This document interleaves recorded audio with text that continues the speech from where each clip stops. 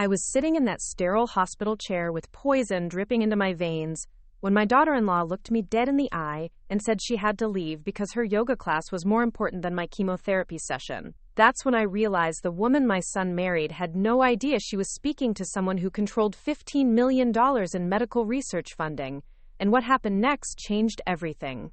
Before we jump back in, tell us where you're tuning in from, and if this story touches you, make sure you're subscribed, because tomorrow, I've saved something extra special for you. My name is Vera Thompson, I'm 73 years old, and if there's one thing I've learned from battling stage 3 breast cancer, it's that you find out who people really are when you're at your weakest. I spent 45 years as a biomedical researcher, starting as a lab technician making coffee for professors who barely acknowledged my existence, and working my way up to become the director of clinical trials at one of the most prestigious cancer research institutes in the country. Along the way, I lost my husband Harold to pancreatic cancer when my son Marcus was only 12, and I raised that boy while publishing papers, securing grants, and building what would eventually become the Thompson Medical Research Foundation.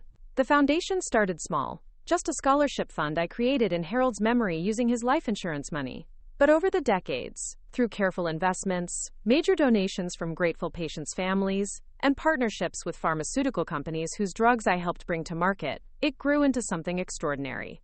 $15 million dedicated to funding breakthrough cancer research, specifically targeting the kind of aggressive cancers that take people too soon. I kept it quiet, professional, never used it for publicity or recognition, because the work mattered more than the credit. Marcus knew about my career, of course, knew I had done well for myself financially, but he never asked questions about the specifics. After he married Chelsea 3 years ago, a former Instagram influencer who seemed more interested in his potential inheritance than his actual character, I noticed he became even less curious about my work. They moved into an expensive townhouse in the suburbs. Chelsea quit her part-time marketing job to focus on her lifestyle blog, and suddenly every conversation became about their renovations, their vacation plans, their need for a bigger car. When I was diagnosed 6 months ago, I called Marcus immediately. I remember sitting in Dr. Martinez's office with the test results spread across her desk like tarot cards predicting a difficult future, and my first thought wasn't about mortality or treatment options, it was about my son. I wanted to hear his voice, wanted him to tell me everything would be okay the way I used to tell him when he had nightmares as a child. His response was practical, distant. He asked about prognosis and treatment schedules with the same tone he might use to discuss a business meeting. Chelsea got on the phone briefly, made appropriate sympathetic sounds, and promised they would help however they could. But help turned out to be occasional texts asking how I was feeling, and a few visits to my small apartment, where Chelsea spent most of the time taking photos of my bookshelves for her Instagram stories about authentic vintage decor. The chemotherapy started on a Tuesday in October, one of those gray autumn days that make everything feel temporary. Dr. Martinez had explained the protocol, warned me about the side effects, arranged for a patient navigator to help coordinate my care.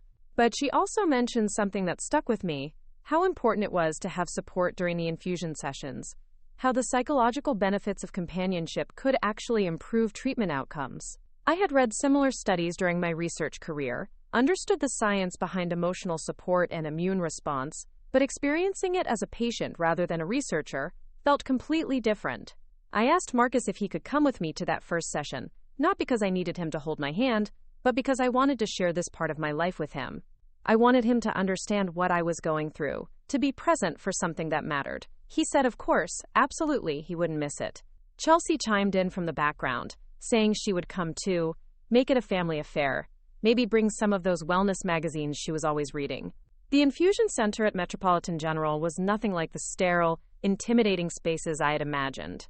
Soft lighting, comfortable recliners arranged in a circle, patients chatting quietly while their IV bags dripped life-saving chemicals into their bloodstream. The nurses moved between chairs like shepherds tending a flock, checking vitals, adjusting flow rates, offering warm blankets and gentle encouragement.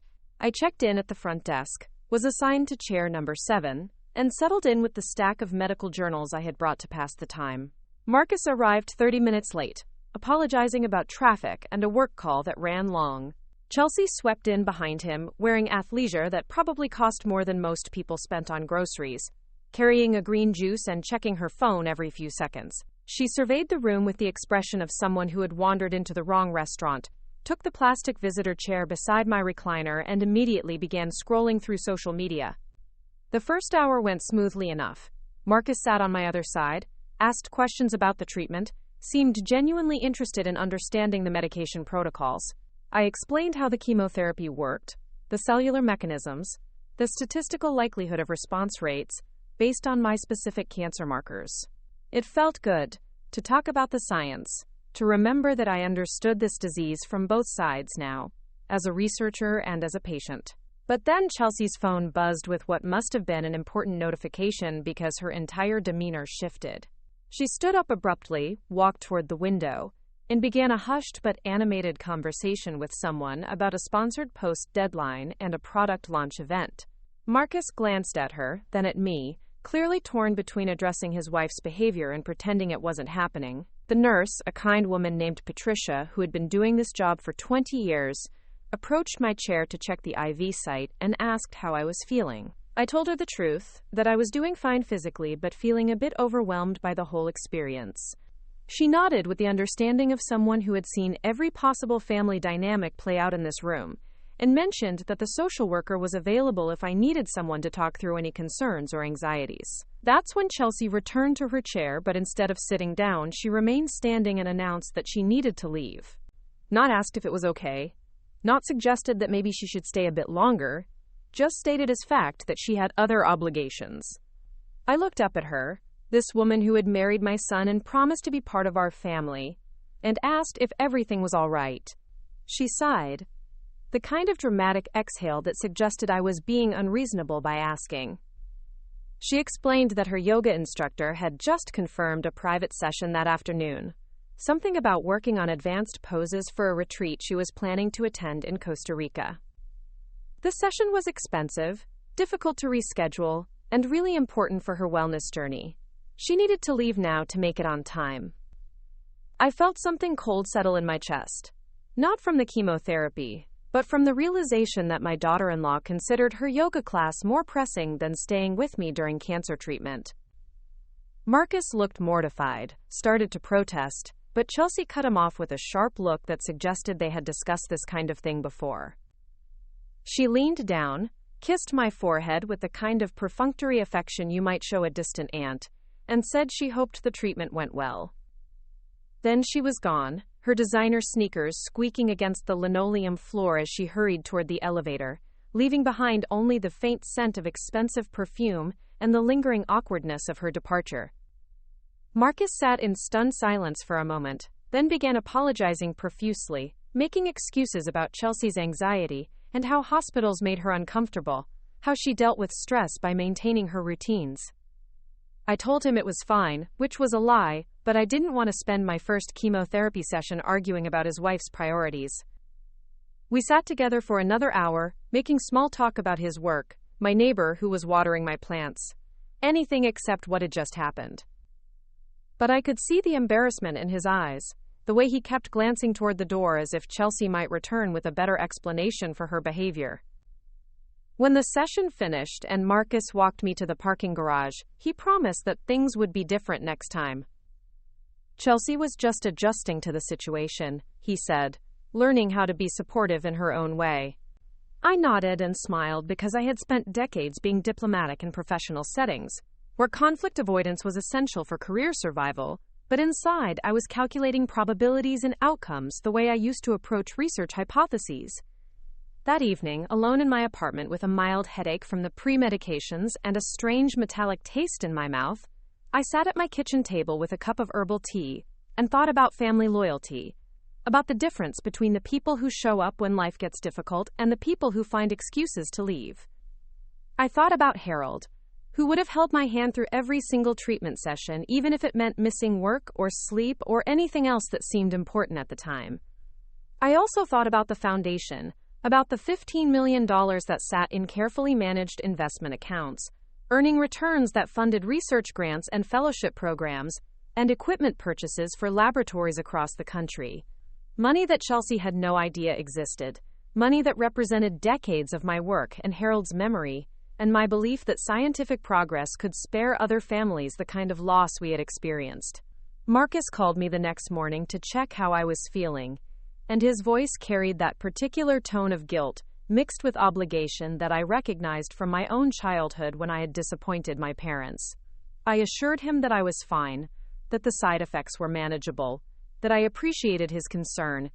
But when he mentioned that Chelsea felt terrible about leaving early and wanted to make it up to me somehow, perhaps by taking me shopping for some new scarves to help with the hair loss, I felt a familiar stirring of something that wasn't quite anger, but wasn't forgiveness either.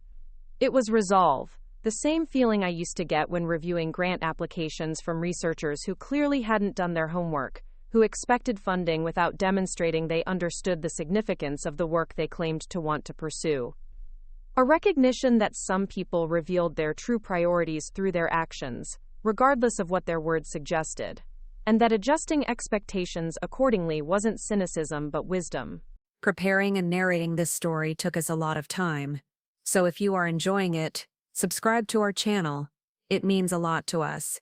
Now, back to the story. The second chemotherapy session was scheduled for 3 weeks later, on a Thursday morning when the November rain was turning to sleet and the whole city felt wrapped in gray cotton. I didn't ask Marcus to come this time, didn't mention the appointment until the day before when he called to discuss Thanksgiving plans. When he offered to accompany me, I told him it wasn't necessary, that I had brought a book and was looking forward to some quiet time to read. But he insisted, said he wanted to be there, that Chelsea was sorry about the previous session and eager to show her support. I didn't argue because I was curious to see if people could change, if awareness of their own behavior might lead to different choices. I agreed to meet them at the hospital, said I would text when I was checked in and settled. The infusion center felt familiar now, like returning to a doctor's office where you had worked years before.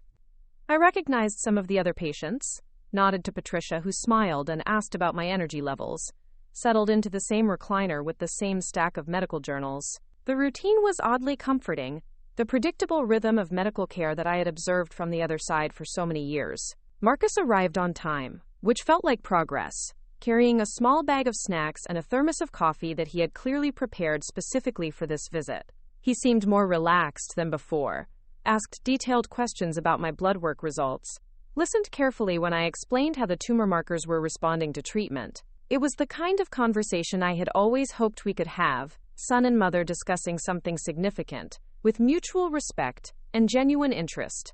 Chelsea appeared 15 minutes later, apologizing for traffic and a last-minute phone call with her publicist about some upcoming collaboration. She had dressed more appropriately this time, wearing jeans and a sweater instead of workout clothes, carrying a canvas bag that suggested she had planned to stay for the duration. She kissed my cheek, asked how I was feeling, settled into the visitor chair with what appeared to be genuine intention to remain present. For the first hour, everything felt different.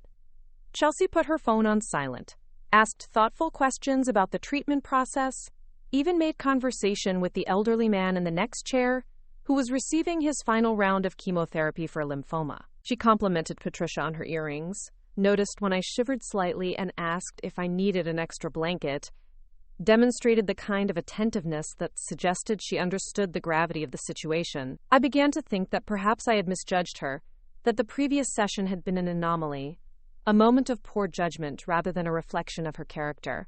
People were complex, I reminded myself, capable of growth and change when they recognized their mistakes.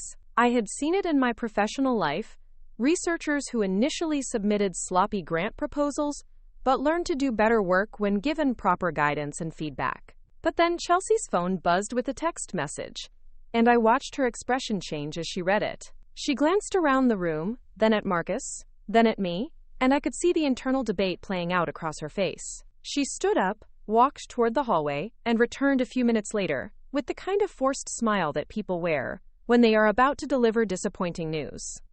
She had to leave, she announced, but this time it was a genuine emergency. Her sister had just gone into labor 3 weeks early, was at a hospital across town, and needed Chelsea to drive their mother to the delivery room because their father was out of town on business. It was family, she emphasized, looking directly at me as if this explanation would automatically earn my understanding and forgiveness.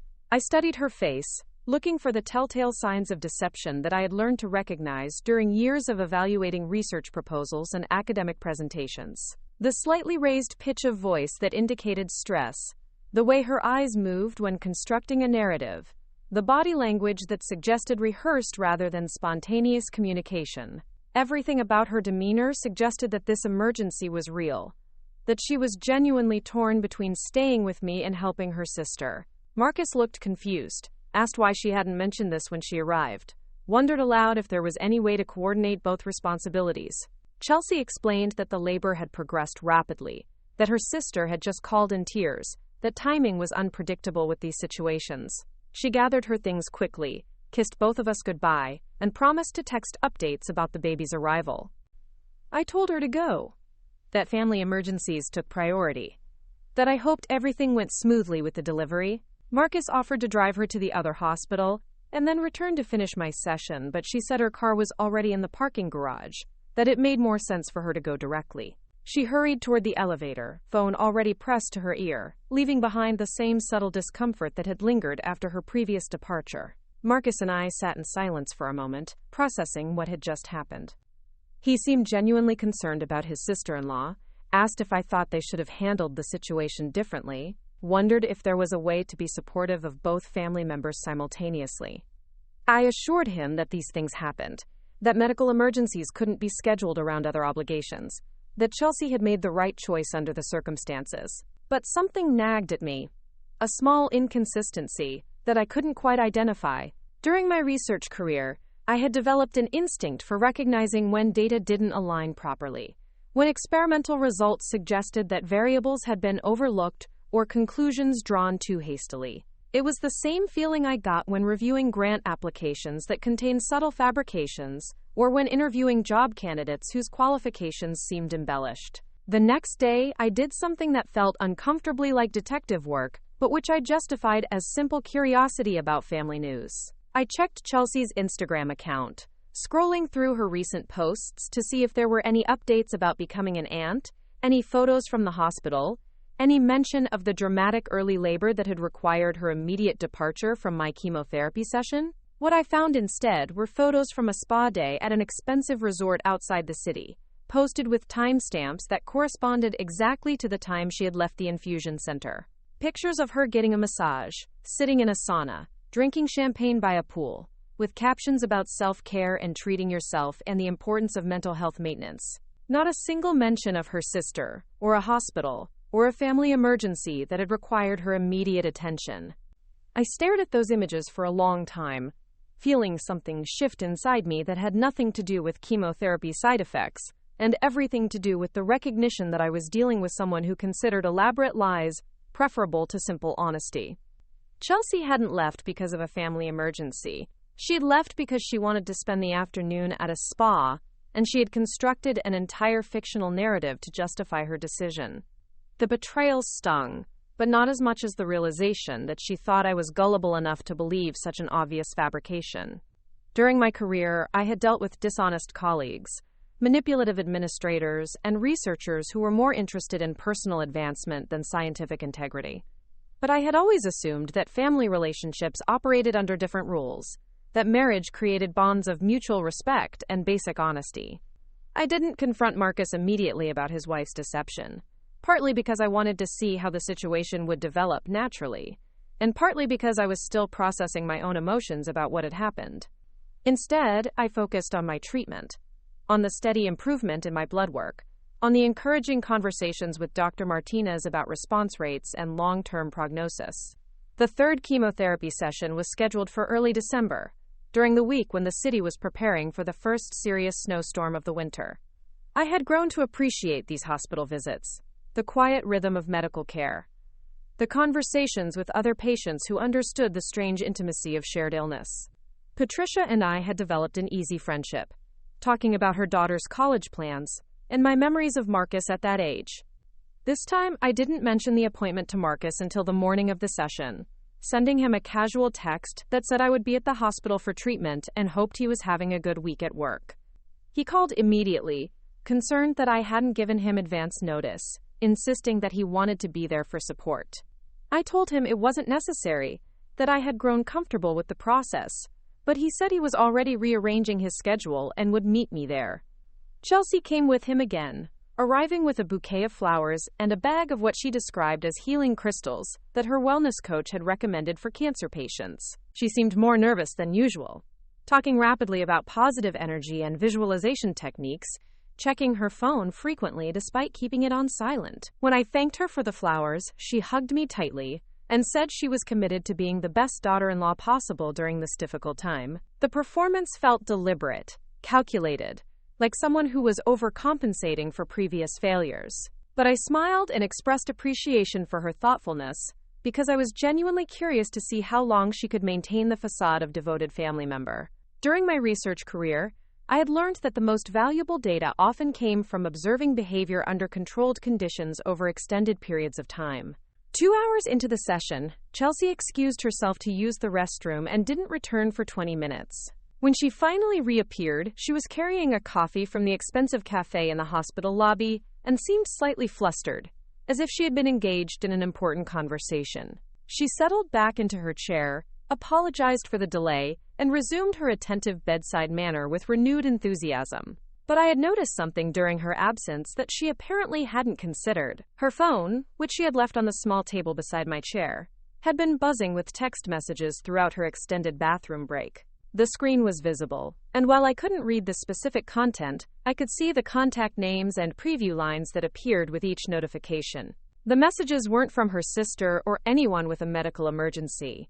They were from someone named Trevor, with preview lines that mentioned dinner reservations and weekend getaway plans, and missing her already. Personal messages, romantic messages, messages that suggested an intimacy that seemed inconsistent with her marriage to my son. I didn't say anything, didn't confront her or create a scene in the middle of the infusion center, but I filed that information away the same way I used to document unexpected variables in research protocols. Evidence that required further investigation, data that might become relevant to future decisions about funding allocation and resource management. When the session finished and we were walking toward the parking garage, Chelsea mentioned that she might not be able to attend the next appointment because she was planning to visit her parents for Christmas and wasn't sure about the exact timing. Marcus looked surprised, asked why she hadn't mentioned these travel plans before, wondered if they should coordinate schedules to ensure someone could be with me for the treatment. She explained that it was a last-minute decision, that her parents were getting older and she wanted to spend more time with them during the holidays. It sounded reasonable, considerate even, but I found myself analyzing her tone and body language with the same critical attention I used to bring to grant review meetings. Something about her explanation felt rehearsed, convenient, designed to preempt questions rather than provide genuine information. That evening, I sat in my quiet apartment with a cup of tea and thought about patterns, about the way people revealed their true priorities through consistent behavior rather than occasional gestures. Chelsea had now missed or abbreviated 3 out of 3 chemotherapy sessions, each time with increasingly elaborate explanations that ranged from plausible to demonstrably false. More importantly, I realized that her presence during my treatment had become a source of stress rather than comfort, that I spent more energy managing her emotional needs and social anxieties than I did focusing on my own healing process. The support that Dr. Martinez had described, the psychological benefits of companionship during medical treatment, required genuine presence and authentic care, not performative attention and calculated availability. I also thought about the foundation, about the responsibility I carried as the steward of $15 million dedicated to cancer research, about the researchers and patients whose lives might be affected by the decisions I made about funding priorities and institutional partnerships, money that represented not just my life's work but my husband's memory, my commitment to scientific progress, my belief that individual actions could contribute to collective healing. Chelsea had no idea about the foundation's existence, no understanding of the resources I controlled, or the influence I wielded within the medical research community. To her, I was simply Marcus's mother, an aging woman with cancer who occasionally needed rides to the hospital, and who might someday leave behind a modest inheritance that could help with their mortgage payments or vacation plans. But I was beginning to understand that her ignorance about my professional accomplishments and financial resources might actually be an advantage, a form of leverage that I could use to better understand her true character and motivations. During my career, I had learned that people often revealed their authentic selves when they believed the stakes were low, when they thought their behavior wouldn't have significant consequences. The 4th chemotherapy session was scheduled for the week between Christmas and New Year's. during that strange suspended time when hospitals operate with skeleton crews, and the city feels half empty. I had been looking forward to this appointment, knowing it would mark the halfway point in my treatment protocol, a milestone that represented measurable progress toward recovery. Marcus called the day before to confirm that he would be there, mentioning that Chelsea was still visiting her parents, but would probably be back in time to join him. I told him not to worry about coordinating her schedule, that I understood family obligations during the holidays, but internally I was curious to see whether she would appear or create another excuse for her absence. She didn't come, which didn't surprise me, but Marcus seemed genuinely disappointed by her absence. He apologized repeatedly, explained that her flight had been delayed due to weather, wondered if we should reschedule the treatment to accommodate her travel plans. I assured him that chemotherapy schedules were determined by medical protocols rather than social convenience. That missing one support session wouldn't affect the overall treatment outcome. We spent the morning talking about his childhood, about the years after his father died, when it had been just the two of us navigating grief and single parenthood and financial uncertainty. He remembered things I had forgotten, small gestures and daily routines that had seemed insignificant at the time, but which had apparently provided stability during a chaotic period of our lives. He asked about my work, something he rarely did anymore, and I found myself describing some of the research projects I had overseen during my career. Studies that had contributed to improved treatment protocols, clinical trials that had brought new therapies to market, collaborations with pharmaceutical companies that had resulted in breakthrough medications for previously untreatable conditions. Marcus listened with genuine interest, asked thoughtful questions about the regulatory approval process, and the challenges of translating laboratory discoveries into clinical applications. It was the kind of conversation I had always hoped to have with him, intellectual exchange between adults who respected each other's expertise and experience. But it also made me realize how little he understood about the scope of my professional accomplishments, how thoroughly I had compartmentalized my work life to protect our family relationship from the pressures and complexities of academic medicine. He knew I had been successful, knew I had published papers and received grants, but he had no real comprehension of the influence I had wielded or the resources I had accumulated over 4.5 decades. When the session finished and we were waiting for the elevator, Marcus mentioned that Chelsea had been struggling lately with anxiety about my illness, that she sometimes felt overwhelmed by the medical aspects of cancer treatment and wasn't sure how to be helpful. He suggested that maybe she needed more specific guidance about how to provide support, that her awkwardness during hospital visits reflected uncertainty rather than indifference.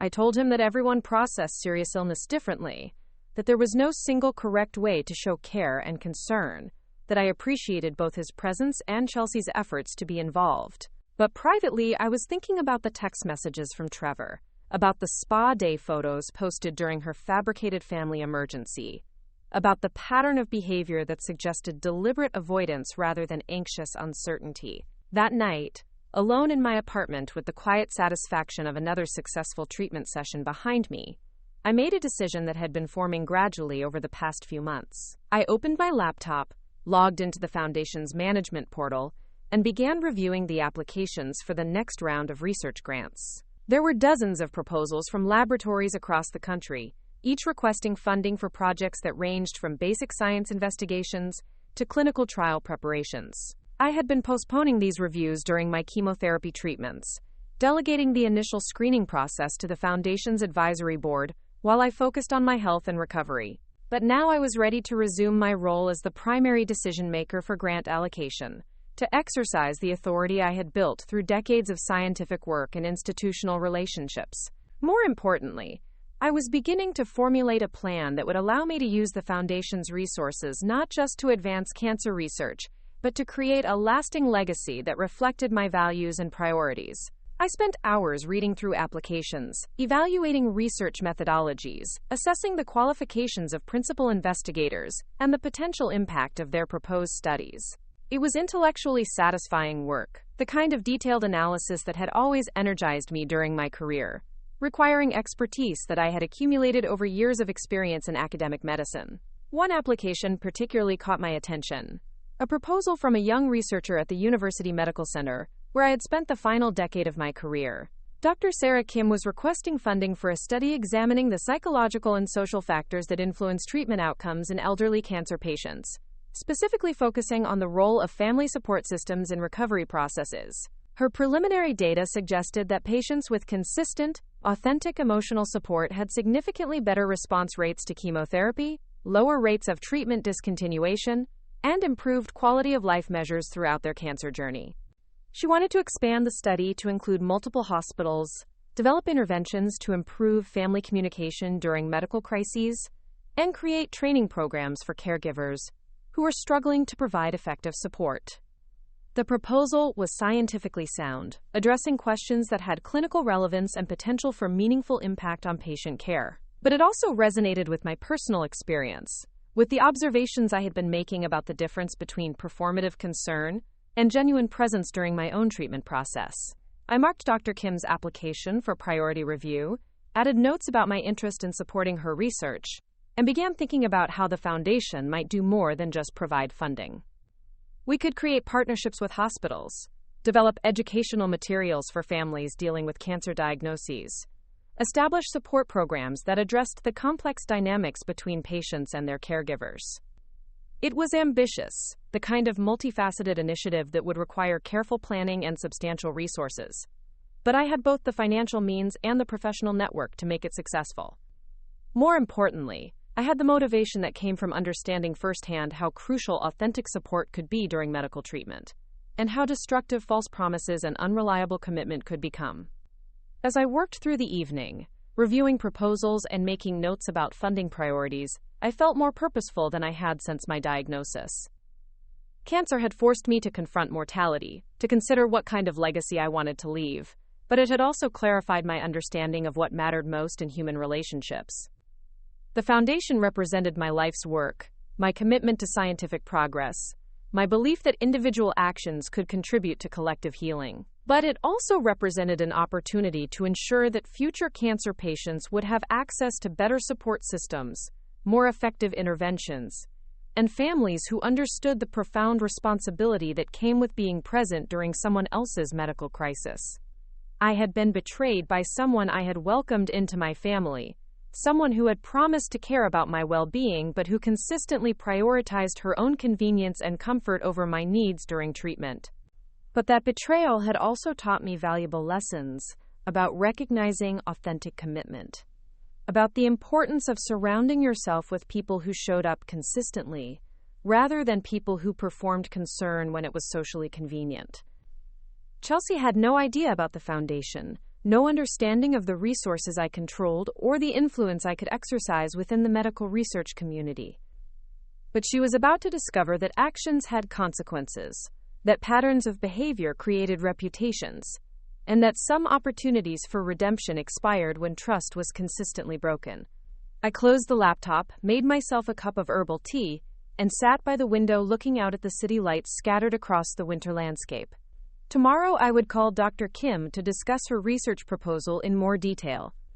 I would begin implementing changes to the Foundation's grant review process that reflected my evolving understanding of what constituted meaningful medical research.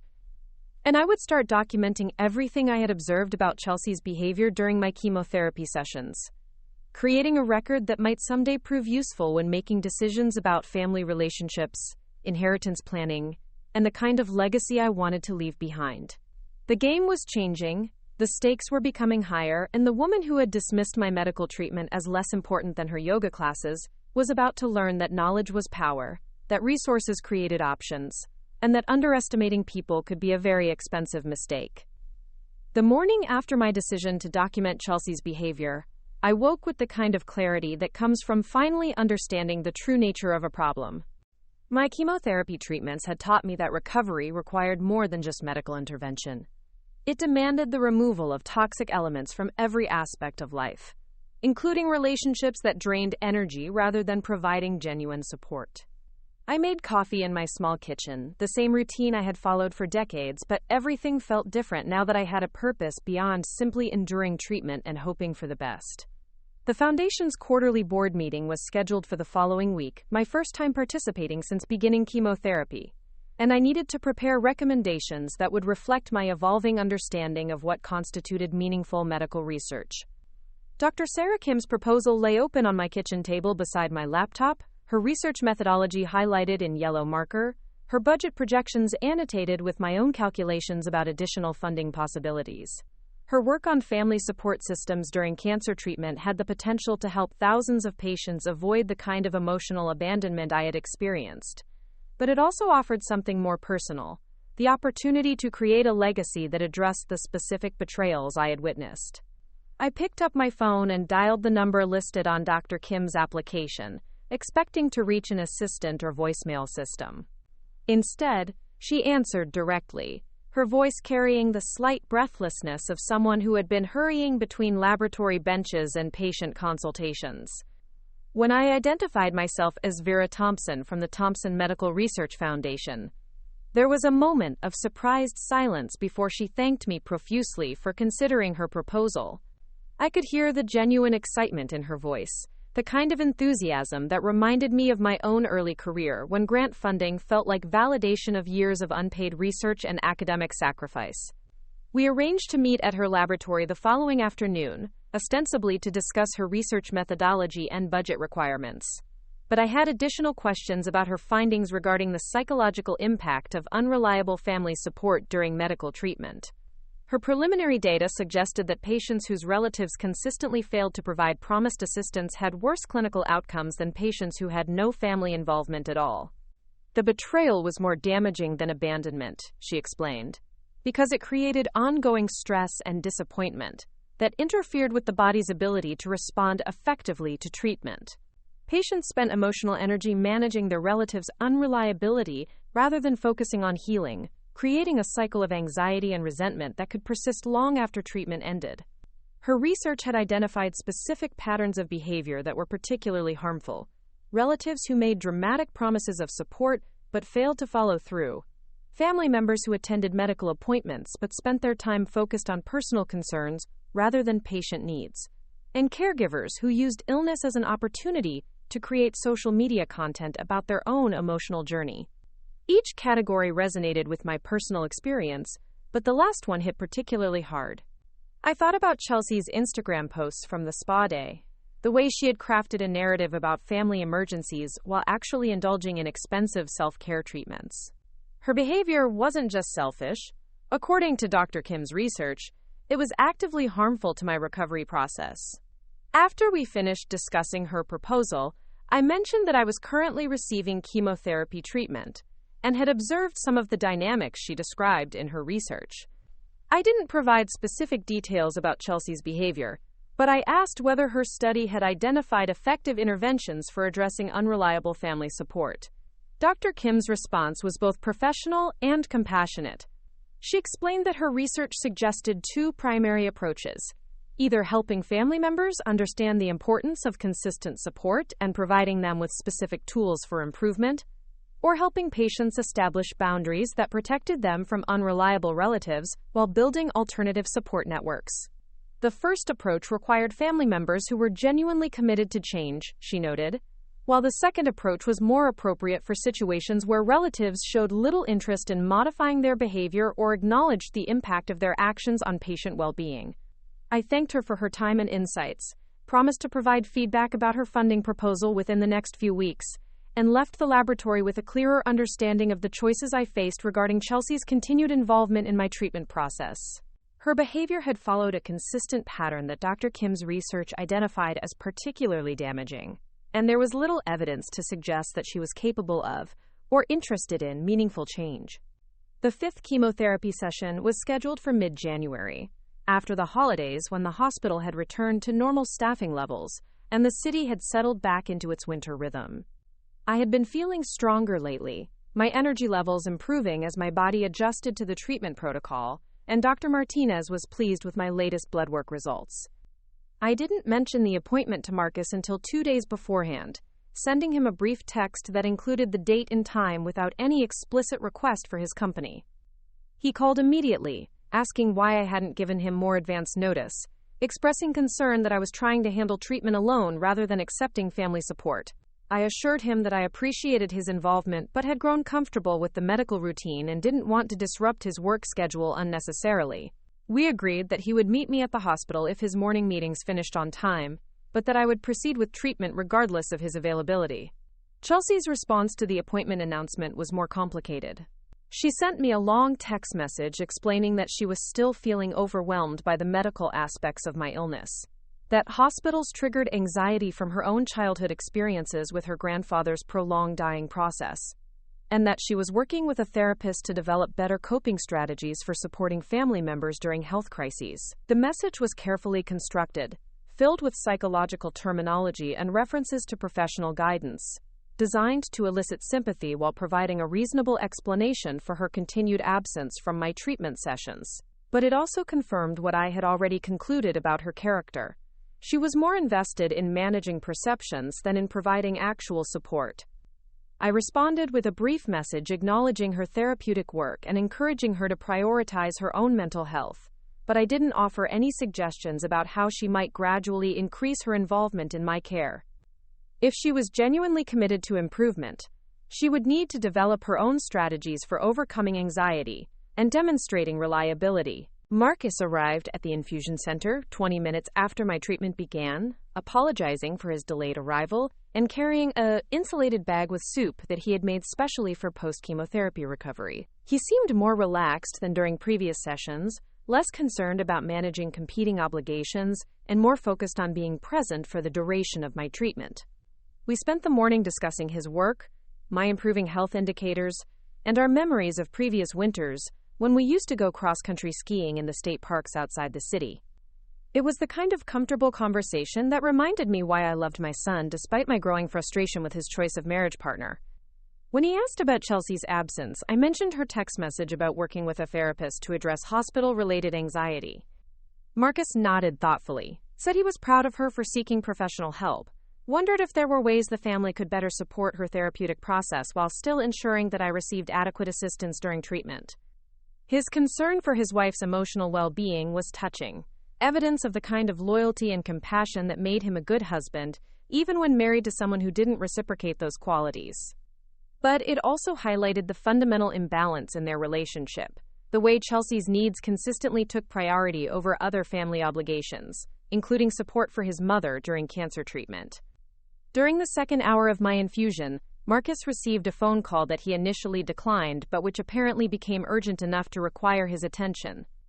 He stepped into the hallway for what he said would be a brief conversation, but I could hear his voice through the thin walls, the tone becoming increasingly strained as he discussed what sounded like a significant work crisis. When he returned 15 minutes later, he looked genuinely distressed. A major client had threatened to terminate their contract over a miscommunication about project deadlines, his boss was demanding immediate damage control, and he needed to return to the office for an emergency meeting that could determine the future of his position with the company. I told him to go, that work emergencies required immediate attention, that I understood the pressures of professional responsibility. He hesitated, clearly torn between staying with me and addressing the crisis that could affect his career and financial stability. I insisted that he leave, promised to text when my treatment finished, assured him that I was comfortable spending the remaining time alone.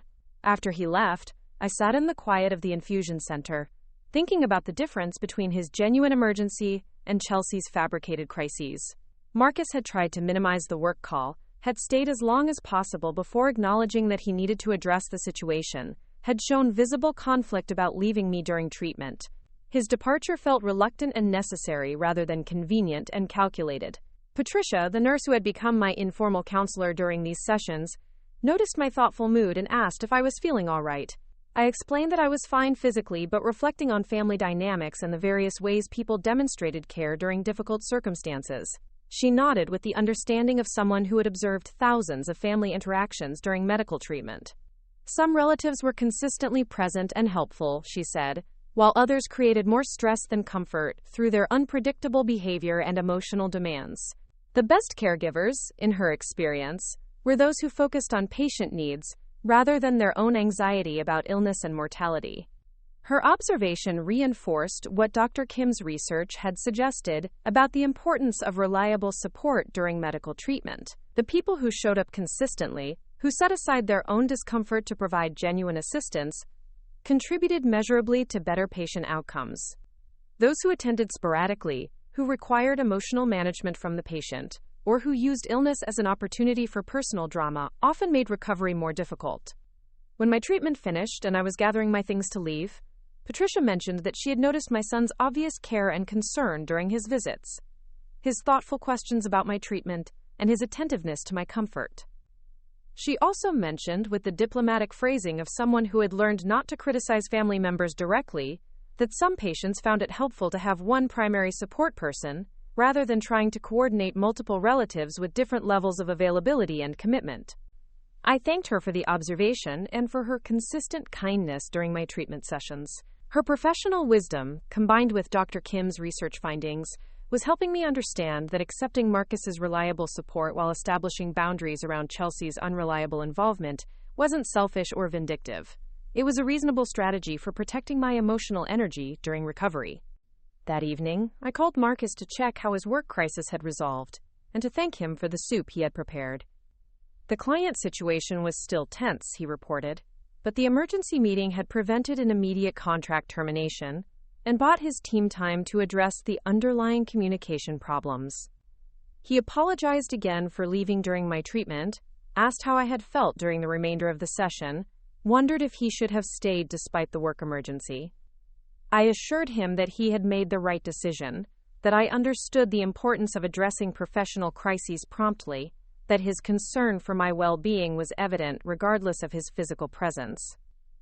When he mentioned that Chelsea was eager to hear about my treatment progress, I suggested that she could express her concern through direct communication rather than through intermediary reports. If she was working with a therapist to develop better coping strategies, I noted, practicing direct conversation about medical topics might be a useful therapeutic exercise. Marcus agreed that more direct communication would be beneficial and promised to encourage Chelsea to reach out to me independently. But something in his tone suggested that he recognized the awkwardness of his position, caught between a wife who consistently avoided difficult situations and a mother who was beginning to expect more reliable family support. The next day, Chelsea sent me a text message that was clearly the result of Marcus's encouragement rather than spontaneous concern. She asked how my latest treatment had gone, whether I was experiencing any new side effects, and if there was anything specific she could do to help with recovery. The message was polite and appropriate, but it carried the formulaic quality of someone fulfilling an obligation rather than expressing genuine interest. I responded with brief updates about my improving blood work and energy levels, thanked her for asking, and mentioned that I was focusing on rest and nutrition, as Dr. Martinez had recommended. She replied immediately with suggestions about organic meal delivery services and wellness supplements that her lifestyle blog readers had recommended for cancer recovery. The response revealed her characteristic pattern of addressing problems through consumer purchases rather than personal involvement, offering expensive solutions that required no emotional investment or consistent commitment. I thanked her for the recommendations but didn't pursue the conversation further. If Chelsea was genuinely interested in supporting my recovery, she would need to develop strategies that involved her presence and attention rather than her ability to research products and services that other people could provide. The following week brought the Foundation's quarterly board meeting, my first time participating since beginning chemotherapy treatment. I had prepared extensively, reviewing grant applications, analyzing budget projections, and developing recommendations for research priorities that reflected my evolving understanding of comprehensive cancer care. The meeting was held in the conference room of the law firm that managed the Foundation's legal and financial affairs, a space that always reminded me of the early days when Harold and I had established the initial scholarship fund with the modest proceeds from his life insurance policy. Now the Foundation controlled $15 million in assets, employed 3 full-time staff members, and provided funding for research projects at universities across the country. The board consisted of 5 members: myself as founder and primary decision-maker, Dr. Rebecca Chen from the University Medical Center where I had spent my final working years, attorney Michael Rodriguez, who handled our legal affairs, financial advisor Susan Walsh, who managed our investment portfolio, and Dr. James Patterson, a retired oncologist who provided clinical perspective on research proposals. I had worked with these colleagues for years, trusted their expertise and judgment, but I had never before approached a board meeting with such specific personal investment in the funding decisions we would make. Dr. Kim's proposal was included in the packet of applications under consideration, along with detailed financial projections and implementation timelines that I had requested for all projects involving family support interventions.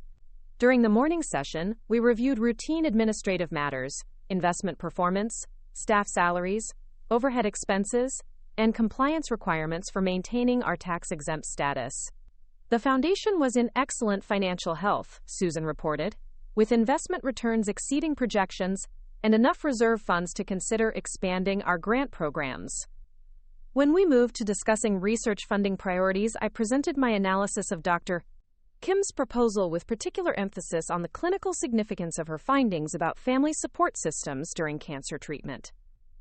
Her research addressed a gap in current medical practice, I explained, where hospitals focused extensively on treatment protocols but provided minimal guidance for relatives who wanted to provide effective emotional support. Dr. Chen was immediately interested in the proposal, noting that her own clinical experience confirmed the importance of reliable family involvement in patient outcomes. Dr. Patterson raised questions about methodology and sample size, but agreed that the research addressed clinically relevant questions that could influence practice standards across multiple institutions. Michael Rodriguez asked about potential legal implications of research that might identify specific family behaviors as harmful to patient recovery, wondering whether our funding could create liability issues if study results were used in medical malpractice cases or family legal disputes. I assured him that Dr. Kim's methodology focused on general patterns rather than individual assessments, but I appreciated his attention to protecting the foundation from unintended legal consequences. Susan Walsh was interested in the budget projections, particularly the potential for expanding the study to include multiple hospitals and developing educational materials that could be used beyond the research setting. The proposal requested initial funding of $250,000, but she noted that the foundation's current financial position would allow for additional support if the preliminary results justified expanded implementation. After extensive discussion, the board voted unanimously to approve Dr. Kim's grant application with full funding for the initial research phase and provisional approval for additional support based on quarterly progress reports.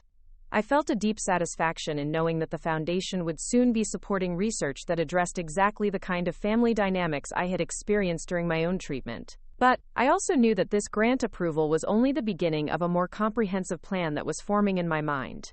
The Foundation's resources could do more than just fund academic research. They could create programs, establish partnerships, and develop initiatives that would have lasting impact on how families navigated cancer treatment together. During the afternoon session, I presented a proposal for expanding the Foundation's mission beyond traditional research grants to include family education programs, caregiver training initiatives, and support services for patients whose relatives were unable or unwilling to provide adequate assistance. The proposal would require significant additional funding, but our investment returns had exceeded expectations, and we had accumulated substantial reserves for exactly this kind of strategic expansion.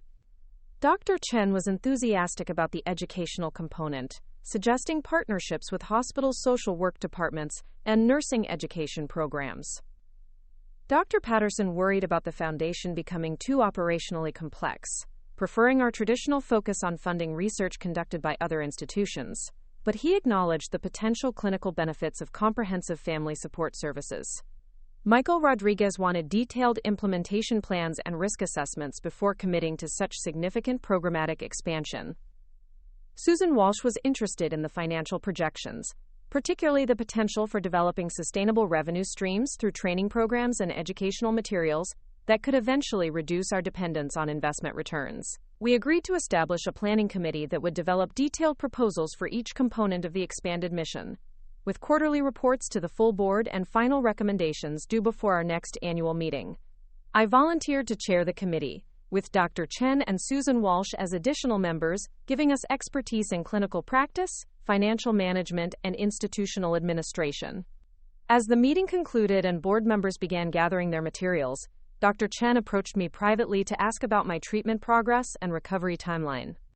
She had noticed my improved energy and color, she said, and was pleased to see me engaging so enthusiastically with foundation business during what must be a challenging period. I thanked her for the concern and updated her on my positive response to chemotherapy, the encouraging blood work results, and Dr. Martinez's optimism about long-term prognosis. But I also mentioned my observations about the varying quality of family support during treatment, the way some relatives provided genuine assistance, while others created additional stress through unreliable behavior and competing priorities. Dr. Chen nodded with immediate understanding, explaining that she had observed similar patterns during her years of clinical practice. Some families, she noted, used cancer diagnosis as an opportunity to demonstrate their devotion and strengthen relationships, while others seemed to view illness as an inconvenient disruption to their existing social arrangements. The most challenging cases, in her experience, involved relatives who wanted credit for being supportive without actually providing consistent assistance, who attended medical appointments but spent their time managing their own anxiety rather than focusing on patient needs, or who made elaborate promises about future help while consistently failing to follow through on current commitments. Her observations matched both Dr. Kim's research findings and my personal experience with Chelsea's behavior during chemotherapy sessions. But they also reinforced my growing conviction that the Foundation's resources could be used to address these problems systematically, creating better outcomes for future cancer patients who deserved reliable family support during their recovery process. I drove home from the board meeting feeling more purposeful than I had since my diagnosis, energized by the prospect of using my professional expertise and financial resources to tackle problems that extended far beyond my personal situation. The Foundation would fund Dr. Kim's research, develop family education programs, and create support services that would help thousands of patients avoid the kind of emotional abandonment I had experienced. But there was also a more personal satisfaction in knowing that I was building something lasting, something that would continue addressing these issues long after my own treatment ended and my recovery was complete. Chelsea had no idea that her behavior during my chemotherapy sessions was contributing to research initiatives and program development that would influence cancer care for decades to come. That evening, I sat at my kitchen table with the Foundation's strategic planning materials spread around me like blueprints for a construction project. I had spent my career building professional relationships, accumulating expertise, and developing the kind of institutional influence that could transform ideas into reality. Now I had the opportunity to use all of those resources to address a problem that had affected me personally but that extended far beyond my individual experience. I opened my laptop and began drafting the preliminary outline for the family support initiative that I would present to the planning committee. The program would include educational materials for relatives who wanted to provide effective assistance during cancer treatment, training modules for healthcare providers who needed to address family dynamics in clinical settings, and support services for patients whose families were unable or unwilling to provide adequate care. But it would also include research components that documented the specific behaviors and attitudes that contributed to positive or negative patient outcomes, creating an evidence base that could influence medical practice standards and family counseling approaches. Dr. Kim's work would provide the initial foundation, but the initiative would expand to include multiple institutions, longitudinal studies, and intervention trials that tested different strategies for improving family support. The proposal would require substantial funding, perhaps as much as $5 million over 5 years, but the Foundation's financial position made such an investment feasible. More importantly, the initiative would create a lasting legacy that addressed the exact problems I had observed during my own treatment, ensuring that future patients would have access to better family support and more effective interventions when relatives proved unreliable. As I worked through the evening, developing timelines and budget projections and partnership strategies, I felt the kind of intellectual satisfaction that had always energized me during my research career. But there was also a deeper emotional resonance in knowing that this work would honor Harold's memory, while addressing the specific betrayals I had experienced during my own cancer treatment. Chelsea had dismissed my medical needs as less important than her yoga classes and spa treatments, had fabricated elaborate lies to justify her absence during chemotherapy sessions, and had consistently prioritized her own convenience over my recovery process. But her behavior had also provided valuable insights into the kinds of family dynamics that Dr. Kim's research identified as particularly harmful to patient well-being. The Foundation's Family Support Initiative would help thousands of future patients recognize unreliable behavior, establish appropriate boundaries, and build alternative support networks when relatives proved incapable of providing consistent assistance. It would create educational resources, training programs, and intervention strategies that addressed exactly the problems I had encountered with my daughter-in-law. And it would ensure that Chelsea's legacy would be contributing, however unwittingly, to better outcomes for cancer patients whose families understood the profound responsibility that came with supporting someone through life-threatening illness. Her selfishness would ultimately serve a larger purpose, helping to protect other patients from the kind of emotional abandonment that she had inflicted during my treatment process. I closed the laptop and made myself a cup of herbal tea, sitting by the window and looking out at the city lights scattered across the winter landscape. Tomorrow I would call Dr. Kim to discuss expanding her research proposal, begin reaching out to potential partner institutions, and start developing the detailed implementation plan that would transform the Foundation's mission, from funding individual studies to creating comprehensive programs that addressed family dynamics during cancer treatment. The game was becoming more sophisticated, the stakes were increasing, and the woman who had thought my medical treatment was less important than her personal comfort was about to discover that actions created consequences that extended far beyond the immediate situation where they occurred. But she still had no idea about the Foundation, no understanding of the resources I controlled or the influence I wielded within the medical research community. Her ignorance remained my advantage, allowing me to observe her behavior without her recognition that she was being evaluated according to standards that could affect her future in ways she couldn't imagine. The 6th chemotherapy session approached with the promise of marking the final phase of my treatment protocol, but it also represented an opportunity to test whether Chelsea had developed any genuine capacity for reliable family support, or whether her pattern of prioritizing personal convenience over medical emergencies would continue unchanged. The 6th chemotherapy session arrived on a crisp February morning when the city was blanketed in fresh snow, and the hospital corridors echoed with the quiet efficiency of medical staff navigating another day of healing and hope. I had been looking forward to this appointment not just because it represented the beginning of my final treatment phase, but because I had developed a plan that would test whether Chelsea had learned anything from her previous failures. 3 days before the appointment, I sent both Marcus and Chelsea a carefully worded text message, explaining that this session would be particularly challenging because Dr. Martinez wanted to increase the dosage to maximize treatment effectiveness before moving to the maintenance phase. I mentioned that the side effects might be more pronounced, that I might need assistance with transportation home, and that having consistent family support during the longer infusion time would be especially appreciated. The message was designed to communicate clear expectations while providing Chelsea with an opportunity to demonstrate whether her therapeutic work had produced any meaningful changes in her behavior.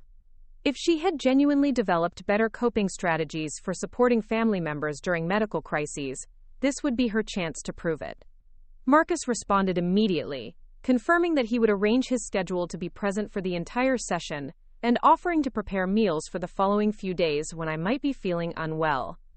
His response carried the warmth and reliability that I had always valued in our relationship, the kind of immediate commitment that made his presence genuinely comforting rather than obligatory. Chelsea's response came 12 hours later, a lengthy message that began with expressions of sympathy for my increased treatment challenges and promises to be more supportive during this crucial phase. She explained that her therapist had helped her understand the importance of being present for family members during medical treatment, that she had developed specific strategies for managing hospital-related anxiety, and that she was committed to demonstrating her growth as a daughter-in-law. The message was professionally crafted, filled with therapeutic terminology and references to personal development, but it also contained a subtle hedge that I recognized from my years of reviewing grant applications from researchers who weren't entirely confident in their ability to deliver promised results. She hoped to be there for the full session, she wrote, but wanted me to know that she had a conference call with potential sponsors for her lifestyle blog that might require brief absences to maintain her professional commitments. I read her message twice, analyzing the language with the same critical attention I had once brought to evaluating research proposals that contained methodological weaknesses or inadequate data. The therapeutic framework was superficially impressive, but the embedded excuse about professional obligations suggested that her fundamental priorities remained unchanged, despite months of supposed counseling. I responded with a brief message thanking her for her thoughtfulness and encouraging her to prioritize whatever seemed most important for her long-term well-being. If her therapy had taught her effective strategies for family support, I noted, this would be an excellent opportunity to practice those skills in a real-world situation. The morning of the treatment, I arrived at the infusion center 30 minutes early to discuss my progress with Dr. Martinez and review the modified protocol that would guide my final chemotherapy sessions. My blood work had continued to improve, she reported, with tumor markers dropping to levels that exceeded her initial projections for this stage of treatment. The cancer was responding exceptionally well to the medication regimen, she explained, with imaging studies showing significant shrinkage of the primary tumor and no evidence of metastatic spread to other organs. My overall health status had remained stable throughout the treatment process, my immune system was functioning within normal parameters, and my quality of life indicators suggested that I was tolerating chemotherapy better than many patients half my age. But she also wanted to discuss the psychological aspects of my recovery, the way emotional stress could affect treatment outcomes and long-term prognosis. Recent research had demonstrated clear connections between family support systems and cancer survival rates, she noted, with patients who had reliable, consistent caregivers showing measurably better responses to treatment and lower rates of disease recurrence. Her comments reinforced everything I had learned from Dr. Kim's research and my own observations about the varying quality of family involvement during medical treatment. The distinction between authentic support and performative concern wasn't just emotionally significant. It had measurable effects on clinical outcomes and recovery processes. When I mentioned that I had been documenting my own experiences with family dynamics during treatment, Dr. Martinez was immediately interested. Patient perspectives on caregiving effectiveness were valuable for improving hospital support services, she explained, and could contribute to better training programs for families who wanted to provide helpful assistance during cancer treatment. She encouraged me to consider sharing my observations with the hospital's social work department, which was developing educational materials for cancer patients' relatives. My professional background in medical research, combined with my patient experience, would provide valuable insights for families who were struggling to understand how to be genuinely supportive during treatment. I thanked her for the suggestion and mentioned that I was already involved in funding research initiatives that addressed family support systems during cancer care. The Thompson Medical Research Foundation was supporting several studies that examined these questions, I explained, with particular interest in developing evidence-based interventions for improving caregiver effectiveness. Dr. Martinez was familiar with the foundation's work, she said, and had actually reviewed some of our funded research during her own training in oncology. She was impressed by the quality of studies we supported and the practical applications of our research findings for improving patient care in clinical settings. Her recognition of the foundation's reputation confirmed something I had always known but rarely thought about. My professional accomplishments had created a legacy that extended far beyond my individual career, influencing medical practice and research priorities across multiple institutions. The resources I controlled weren't just financial assets. They represented decades of accumulated expertise and institutional relationships that could be leveraged to address specific problems. Marcus arrived precisely on time, carrying a thermal bag with homemade soup and a stack of books that he thought might help pass the time during the extended infusion session. He had clearly prepared thoughtfully for this appointment, taking seriously my description of the challenging treatment protocols and increased side effect risks. We settled into the familiar routine of chemotherapy administration, with Patricia greeting us warmly and commenting on how much stronger I looked compared to my first treatment session months earlier. The physical transformation was obvious, she noted, but more importantly, I seemed more confident and purposeful, less anxious about the medical process and more focused on recovery and future planning. Marcus and I spent the first hour discussing the Foundation's Family Support Initiative, his questions demonstrating genuine interest in understanding how psychological factors could influence cancer treatment outcomes. I explained Dr. Kim's research findings about the differential effects of reliable versus unreliable family involvement, the way consistent support contributed to better clinical results, while sporadic attention often created additional stress that interfered with healing. He listened thoughtfully, asking specific questions about the methodology and clinical applications, seeming to understand intuitively why this research had captured my attention during my own treatment experience. When I mentioned that the foundation was developing educational programs to help families provide more effective support, he wondered whether such resources might have been helpful during his father's illness decades earlier. Our conversation was interrupted by Chelsea's arrival, 90 minutes after the scheduled appointment time, carrying coffee from an expensive cafe and apologizing profusely for her delay. Traffic had been worse than expected, she explained, and her morning conference call with potential sponsors had run longer than anticipated because of unexpected questions about engagement metrics and content strategy. She had dressed appropriately for a hospital visit, wearing conservative clothing and minimal makeup, carrying a canvas bag that suggested she planned to remain for the duration of the session. But something about her demeanor felt calculated, performative, like someone who was following a script rather than responding authentically to the situation. Marcus looked embarrassed by her lateness, clearly torn between addressing her behavior and avoiding conflict during my medical treatment. I assured them both that timing was flexible during chemotherapy sessions, that the important thing was spending quality time together rather than adhering to rigid schedules. But privately, I was documenting Chelsea's behavior with the same analytical attention I had once brought to reviewing research data. Her 90-minute delay represented more than simple tardiness. It demonstrated that her professional obligations continued to take priority over my medical needs, despite months of supposed therapeutic work on developing better family support strategies. For the next hour, Chelsea maintained focused attention on the treatment process, asking appropriate questions about my symptoms and comfort level, engaging in thoughtful conversation about topics unrelated to her personal concerns. She inquired about my energy levels, my appetite, my sleep patterns, demonstrating knowledge about chemotherapy side effects that suggested she had actually researched cancer treatment between our previous sessions. The improvement in her behavior was noticeable enough that Marcus seemed relieved, occasionally catching my eye with expressions that suggested his wife was finally demonstrating the kind of maturity and compassion he had been hoping to see. But I remained cautious, remembering the pattern of temporary improvement, followed by disappointing relapses that had characterized her involvement throughout my treatment. During the third hour of my infusion, Chelsea excused herself to use the restroom and returned 20 minutes later with another coffee and a slightly flustered expression. She apologized for the extended absence, explained that she had received an urgent call from her blog photographer about rescheduling a planned shoot, and settled back into her chair with renewed attention to my comfort and conversation.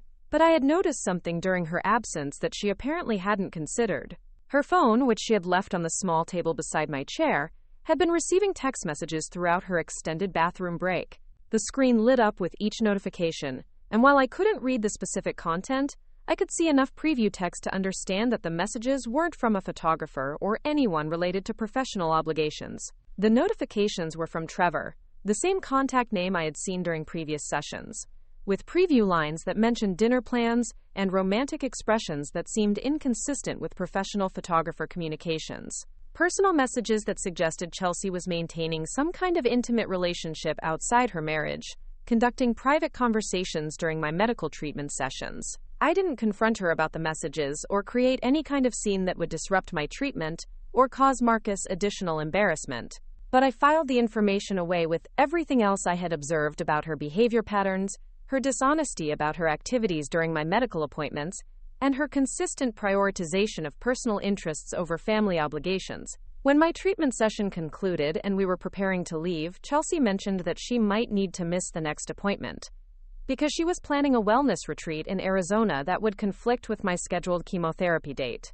The retreat was important for her continued therapeutic progress, she explained, focusing on mindfulness techniques and stress management strategies that would help her become a better support person for family members dealing with serious illness. Marcus looked surprised and slightly frustrated, asking why she hadn't mentioned these travel plans during our appointment scheduling discussions. Chelsea explained that the retreat opportunity had just become available, that there was limited space and she needed to commit immediately, that the timing was unfortunate but the personal growth benefits would ultimately make her a more effective daughter-in-law. Her explanation followed the familiar pattern of framing personal convenience as family benefit, suggesting that her absence from my medical treatment would somehow contribute to better future support. But it also revealed her continued inability to recognize that reliable presence was more valuable than elaborate promises about therapeutic improvement. I told her to prioritize whatever seemed most important for her long-term development, that I understood the value of personal growth opportunities, that Marcus and I could manage the next treatment session independently. My response was carefully neutral, designed to avoid conflict while making it clear that I had no expectations about her future participation in my care. That evening, Marcus called to apologize for Chelsea's behavior and to express his frustration with her continued inability to maintain consistent family commitments. He was beginning to recognize the pattern, he said, the way she made elaborate promises about improvement while consistently finding reasons to prioritize other activities over family obligations.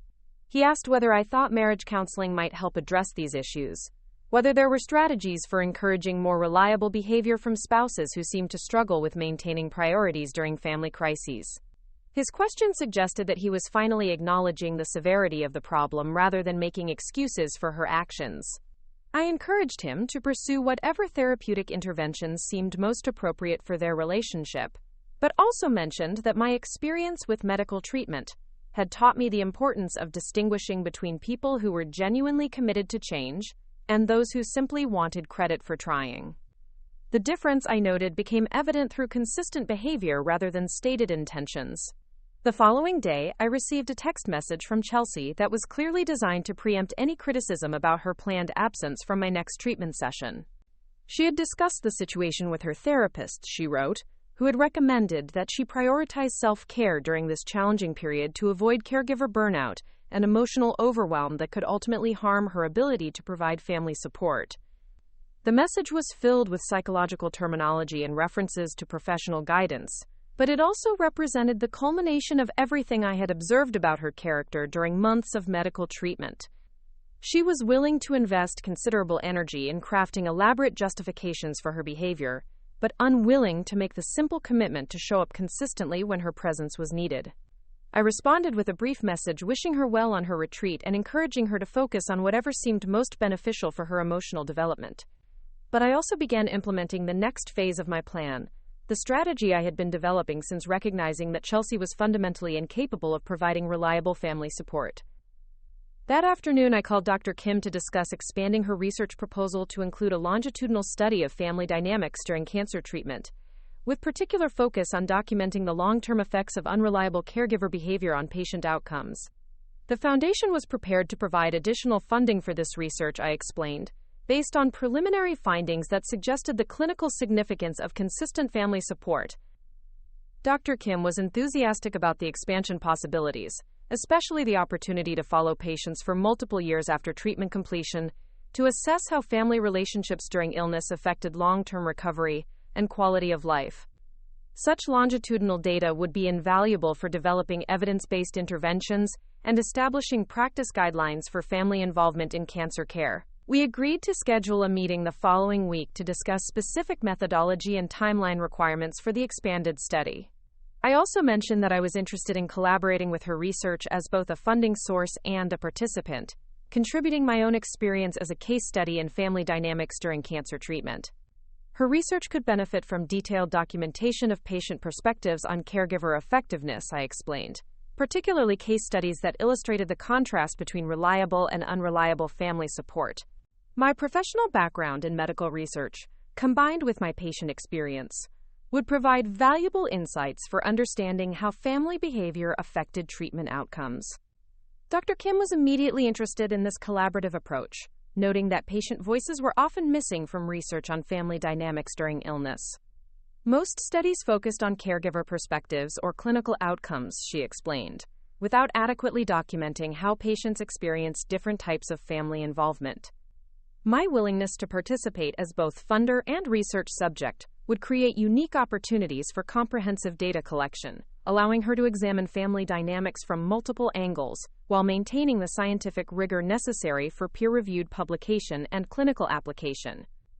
After our conversation, I began preparing detailed documentation of my observations about Chelsea's behavior during my chemotherapy sessions, creating a chronological record that could contribute to Dr. Kim's research, while also serving as evidence for future decisions about family relationships and inheritance planning. The documentation included specific examples of unreliable behavior, patterns of prioritizing personal convenience over medical needs, instances of fabricated explanations for avoiding family obligations, and the emotional impact of each incident on my treatment experience and recovery process. But it also included comparison data about Marcus's consistent support, his reliable presence during medical appointments, his thoughtful preparation for treatment sessions, and the way his genuine concern contributed to my comfort and confidence throughout the chemotherapy process. The contrast between their behaviors provided clear evidence for Dr. Kim's research hypotheses about the differential effects of reliable versus unreliable family support on cancer patient outcomes. Chelsea's pattern of sporadic attention and elaborate excuses represented exactly the kind of caregiver behavior that her preliminary research had identified as particularly harmful to patient well-being. Marcus's consistent presence and authentic concern demonstrated the positive effects of reliable family support on treatment tolerance and psychological adjustment during cancer care. His behavior contributed measurably to my confidence and comfort during medical appointments, while Chelsea's unpredictability created ongoing stress and disappointment that interfered with my focus on healing. The documentation would serve multiple purposes, contributing to important research that could help future cancer patients, providing evidence for foundation decisions about family support programs, and creating a record that could influence future choices about family relationships and estate planning. But it also represented a form of justice, ensuring that Chelsea's behavior during my cancer treatment would be accurately documented rather than forgotten or minimized over time. Her actions would contribute to research findings and program development that would help protect other patients from similar experiences. 2 days later, I received an unexpected phone call from someone I hadn't spoken with in over a year, Dr. Amanda Sterling, the current director of clinical research at the University Medical Center, where I had spent the final decade of my career. She had heard about my cancer diagnosis through professional networks, she explained, and wanted to check on my treatment progress and recovery. But she also had a professional reason for calling. The medical center was developing a comprehensive family support program for cancer patients, she said, and they were seeking expert consultation on research priorities and program design. My reputation in the medical research community, combined with my current patient experience, made me an ideal advisor for this initiative. The program would include educational resources for family members, training modules for healthcare providers, support services for patients whose relatives were unable to provide adequate assistance, and research components that documented best practices for family involvement during cancer treatment. Dr. Sterling was familiar with the Thompson Medical Research Foundation's recent initiatives in family support research, she mentioned, and wondered whether there might be opportunities for collaboration between the medical center's program and our foundation's funding priorities. I was immediately interested in the collaboration possibilities, recognizing that such partnerships could amplify the impact of both organizations' efforts to improve family dynamics during cancer care. The medical center's clinical expertise, combined with the foundation's funding capacity, could create comprehensive programs that addressed problems I had experienced firsthand during my own treatment. We arranged to meet the following week to discuss specific collaboration strategies and resource requirements for developing evidence-based family support services. I also mentioned that I was documenting my own experience with family dynamics during cancer treatment, observations that might be valuable for understanding patient perspectives on caregiver effectiveness. Dr. Sterling was enthusiastic about incorporating patient voices into the program development process, noting that medical professionals often focused on clinical outcomes without adequately considering how patients experienced different types of family involvement during treatment. My willingness to share detailed observations about family support during my cancer care would provide valuable insights for developing educational materials and intervention strategies that addressed real-world challenges faced by patients and their relatives. After our conversation, I realized that my experience with Chelsea's unreliable behavior was becoming the foundation for a much larger initiative that would influence cancer care across multiple institutions. Her selfishness and dishonesty during my treatment sessions were inadvertently contributing to research and program development that would help thousands of future patients receive better family support. The irony was profound. The woman who had considered my medical needs less important than her yoga classes and spa treatments was becoming an unwitting catalyst for improving cancer care for other families. Her behavior was being systematically documented, analyzed, and transformed into evidence-based interventions that would protect future patients from similar experiences. But she still had no idea about any of this. no understanding that her actions during my chemotherapy sessions were being carefully observed and recorded by someone with the resources and influence to transform personal observations into institutional change. The 7th chemotherapy session was scheduled for early March, during the week when Chelsea would be attending her wellness retreat in Arizona and focusing on mindfulness techniques that would supposedly improve her capacity for family support. I didn't mention her absence to anyone at the hospital, didn't make any special arrangements for additional assistance, simply proceeded with treatment as if her participation had never been part of my care plan. Marcus arrived early, bringing fresh flowers and a selection of magazines that he thought might be interesting during the infusion session. He seemed more relaxed than during previous appointments, less concerned about managing competing obligations, and more focused on being fully present for the duration of my treatment. We spent the morning discussing his work projects, my improving energy levels, and our plans for spring activities once my treatment protocol was completed. The conversation felt natural and comfortable, free from the underlying tension that had characterized sessions when Chelsea was present and creating uncertainty about her reliability. Patricia commented on the peaceful atmosphere, noting that some patients found treatment sessions more relaxing when they had consistent, predictable support, rather than managing the anxiety of uncertain family dynamics. Her observation reinforced what Dr. Kim's research had suggested about the importance of reliable caregiving for optimal patient outcomes. During the second hour of my infusion, I mentioned to Marcus that I had been invited to consult on family support programs at several medical institutions, contributing my patient perspective to research and program development initiatives. The work was personally meaningful, I explained, because it addressed problems that many cancer patients experienced, but rarely discussed openly. Marcus was interested in learning more about these consulting opportunities, asking specific questions about the research findings and program design strategies that were being developed to improve family involvement during cancer treatment. His questions demonstrated genuine curiosity about the intersection of medical care and family dynamics, suggesting that he understood intuitively why this work had captured my attention. When I explained that the Foundation was funding several studies examining the effects of different types of family support on cancer patient outcomes, he wondered whether our own experience might provide useful insights for the research. The contrast between consistent and sporadic family involvement had been obvious during my treatment, he noted, and documenting those differences might help other families understand how to be more effective caregivers. His willingness to acknowledge the problems with Chelsea's behavior represented significant progress in his understanding of the situation. For months, he had made excuses for her unreliability, attributed her absence to anxiety or misunderstanding rather than fundamental character issues. Now he was beginning to recognize that patterns of behavior reflected deeper priorities and values. I encouraged him to consider participating in Dr. Kim's research if he was comfortable sharing his perspective on family dynamics during cancer treatment. Caregiver voices were important for understanding the complete picture of family support effectiveness, I explained, and his observations about reliable versus unreliable assistance could contribute valuable insights to the study. Marcus agreed to think about research participation, saying he was interested in contributing to work that might help other families navigate cancer treatment more successfully. But he also expressed frustration with his own inability to influence Chelsea's behavior. His recognition that marriage couldn't create commitment and reliability in someone who fundamentally lacked those qualities. His acknowledgement of the problem represented a crucial step in his personal development, the kind of honest self-assessment that was necessary for making difficult decisions about relationships and priorities. But it also suggested that he was beginning to understand the broader implications of Chelsea's behavior, beyond its immediate impact on my medical treatment.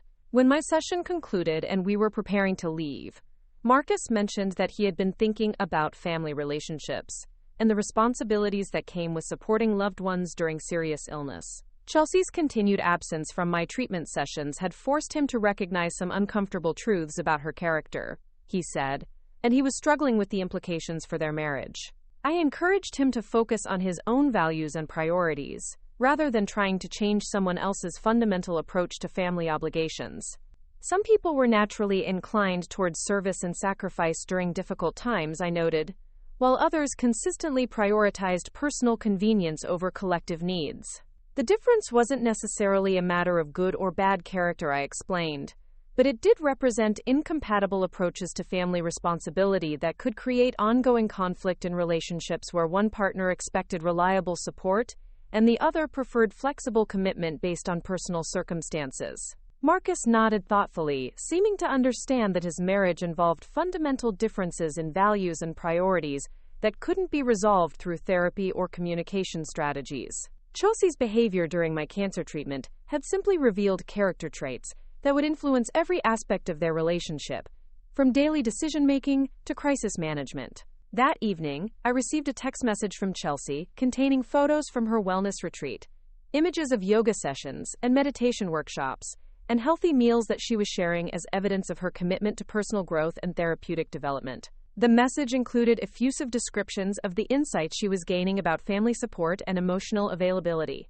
But the timing of her message, sent during what should have been my chemotherapy session, demonstrated her continued inability to recognize appropriate priorities or understand the impact of her choices on other people's experiences. She was sharing vacation photos while I was receiving cancer treatment, seemingly oblivious to the insensitivity of her communication timing. I didn't respond to her message, didn't acknowledge her photos, or express interest in her retreat experiences.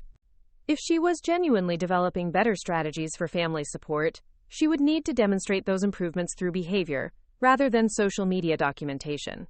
The next morning, I called Dr. Sterling to finalize arrangements for my consultation with the medical center's family support program. We agreed to schedule regular meetings over the next several months, during which I would review program materials, provide feedback on educational resources, and contribute patient perspectives to research design and implementation strategies. I also mentioned that I was documenting my own experience with family dynamics during cancer treatment, creating detailed observations that could serve as case study material for understanding how different types of caregiver behavior affected patient outcomes. The documentation included specific examples of both reliable and unreliable family support, I explained, providing clear contrasts that could illustrate research findings for clinical audiences. Dr. Sterling was enthusiastic about incorporating my documentation into the program development process, noting that detailed patient perspectives were rare in the medical literature but essential for creating effective interventions. My professional background and research methodology, combined with my patient experience, would provide unique insights for understanding how families could provide more effective support during cancer treatment. We agreed that my observations would be particularly valuable for developing educational materials that helped family members recognize the difference between helpful and harmful caregiver behaviors. Many relatives wanted to be supportive, she explained, but lacked understanding about how their actions affected patient well-being and recovery processes. Clear examples of effective versus ineffective family involvement could help caregivers understand the importance of consistency, reliability, and patient-focused attention during medical treatment. My documentation would provide real-world illustrations of these principles that could be used in training programs and educational resources. After our conversation, I spent the afternoon organizing my observations about Chelsea's behavior during my cancer treatment, creating a comprehensive chronological record that documented her pattern of unreliable assistance and elaborate excuses for avoiding family obligations. But I also included detailed descriptions of Marcus's consistent support, his thoughtful preparation for treatment sessions, his focused attention during medical appointments, and the way his reliable presence contributed to my comfort and confidence throughout the chemotherapy process. The contrast between their behaviors provided clear evidence for the research hypotheses about reliable versus unreliable family support that were being tested in multiple studies funded by the Foundation. My documentation would contribute to scientific understanding, while also serving as a permanent record of how different family members responded to my cancer diagnosis and treatment needs. The work felt both personally satisfying and professionally meaningful, transforming my experience as a cancer patient into contributions that could improve care for thousands of future patients. Chelsea's selfishness and dishonesty were inadvertently becoming part of a larger effort to protect other families from similar experiences. And she still had no idea that her behavior was being systematically documented and analyzed by someone with the resources and influence to ensure that her actions would have lasting consequences extending far beyond my individual treatment experience. The eighth and final chemotherapy session arrived on a warm April morning when the city was beginning to show signs of spring renewal, and the hospital corridors buzzed with the quiet optimism that accompanies successful treatment completions. I had been anticipating this appointment for weeks, not just because it marked the end of my intensive treatment protocol, but because it represented the culmination of everything I had learned about family dynamics, personal strength, and the power of transforming individual experience into systemic change. Dr. Martinez had scheduled extra time for our consultation, wanting to review my complete response to treatment and discuss the transition to maintenance care that would guide my recovery over the next several years. My latest imaging studies showed no detectable cancer remaining in my body, she reported, with tumor markers dropping to undetectable levels and all organ function tests returning to normal ranges. The cancer had responded to chemotherapy better than her most optimistic projections, she explained, with complete pathological response indicating that the treatment protocol had been exceptionally effective. My overall health status had not only remained stable throughout the process but had actually improved in some measures, suggesting that my approach to managing treatment stress and maintaining emotional equilibrium had contributed positively to the medical outcomes. But she also wanted to discuss the psychological aspects of cancer survivorship, the way patients often struggled with transitioning from active treatment to maintenance care, from being a cancer patient to being a cancer survivor. The end of chemotherapy could create unexpected anxiety, she noted, as patients lost the reassurance of frequent medical monitoring and had to rebuild confidence in their body's ability to remain healthy. Her observations resonated with my own feelings about completing treatment, but they also highlighted something important about the journey I had taken over the past months. My experience as a cancer patient had been profoundly shaped by the family dynamics I had navigated, the way different relatives had responded to my diagnosis and treatment needs, and the lessons I had learned about distinguishing between authentic support and performative concern. Marcus arrived 30 minutes before my scheduled appointment, carrying a small wrapped gift and wearing the kind of nervous smile that suggested he had been planning this gesture for some time. Inside the package was a leather-bound journal with my initials embossed on the cover, along with a handwritten note expressing his pride in my strength throughout treatment and his gratitude for the lessons I had taught him about resilience and grace under pressure. The gift was thoughtful and personal, reflecting his understanding of my love for writing and documentation, but it also represented something deeper about the growth he had experienced during my cancer treatment.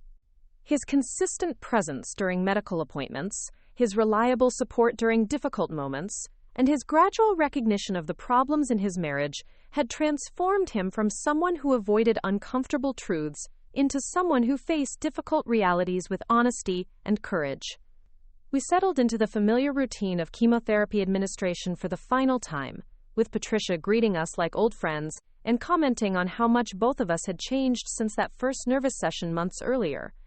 The transformation was obvious, she noted, not just in my physical recovery but in the confidence and clarity that had replaced the initial anxiety and uncertainty. Marcus and I spent the first hour discussing my plans for the post-treatment period, the consulting work I would be doing with medical institutions, the foundation initiatives that would expand over the next several years, and the research projects that would benefit from my continued involvement as both funder and participant.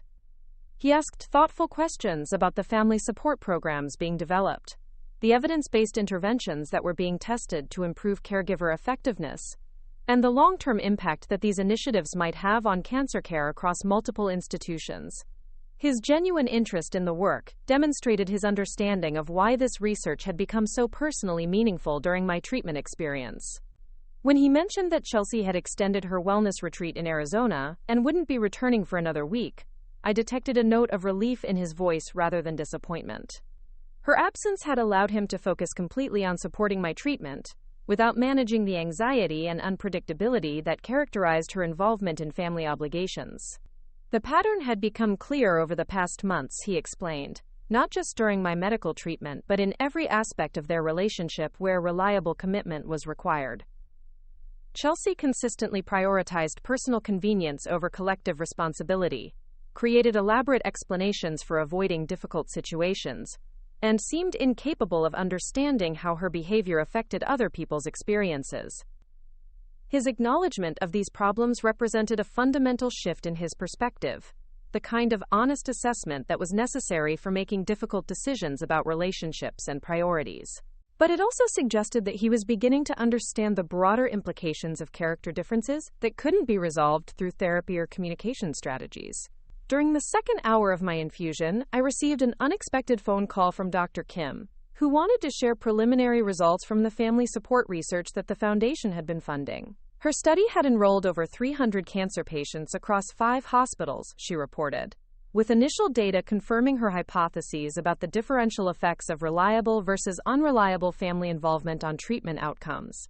Patients with consistent, predictable caregivers had significantly better response rates to chemotherapy, lower levels of anxiety and depression during treatment, and improved quality of life measures throughout their cancer journey. More importantly, they had measurably better long-term prognosis, with lower rates of disease recurrence and higher 5-year survival rates compared to patients whose family support was sporadic or unreliable. The research had also identified specific behaviors that were particularly harmful to patient well-being: relatives who made dramatic promises but failed to follow through, family members who attended medical appointments but focused on their own anxiety rather than patient needs, and caregivers who used illness as an opportunity for social media attention or personal drama. Each category resonated with my personal experience, but hearing the scientific validation of these observations gave me a deep sense of satisfaction. Chelsea's behavior during my treatment hadn't just been personally hurtful. It had represented exactly the kind of caregiver patterns that research showed were actively damaging to patient recovery. Dr. Kim was particularly interested in incorporating my detailed documentation of family dynamics during treatment into the research analysis, she explained, because my professional background in medical research combined with my patient experience provided unique insights into how different types of caregiver behavior affected treatment tolerance and psychological adjustment. My willingness to serve as a case study would strengthen the research findings while contributing to the development of educational materials that could help other families understand how to provide more effective support during cancer care. The contrast between Marcus's reliable assistance and Chelsea's sporadic involvement provided clear illustrations of the principles that were being tested in the study. We agreed to schedule a meeting the following week to discuss incorporating my observations into the research publication and program development process. Dr. Kim was preparing to submit her initial findings to several medical journals, she mentioned, and my case study would provide valuable, real-world examples of the theoretical principles being examined. After the call ended, Marcus asked about the research findings and their implications for understanding family dynamics during medical crises. The scientific validation of reliable versus unreliable support patterns seemed to resonate with his own observations about the differences between his consistent involvement and Chelsea's unpredictable participation. I explained that the research confirmed something most patients understood intuitively. Authentic support contributed measurably to better treatment outcomes, while performative concern often created additional stress that interfered with healing. The difference wasn't just emotionally significant. It had clinical implications that could affect survival rates and long-term prognosis. Marcus listened thoughtfully, seeming to understand that his marriage involved fundamental incompatibilities that extended beyond the immediate context of my cancer treatment. Chelsea's behavior during my illness had simply revealed character traits that would influence every aspect of their relationship, from daily decision-making to crisis management.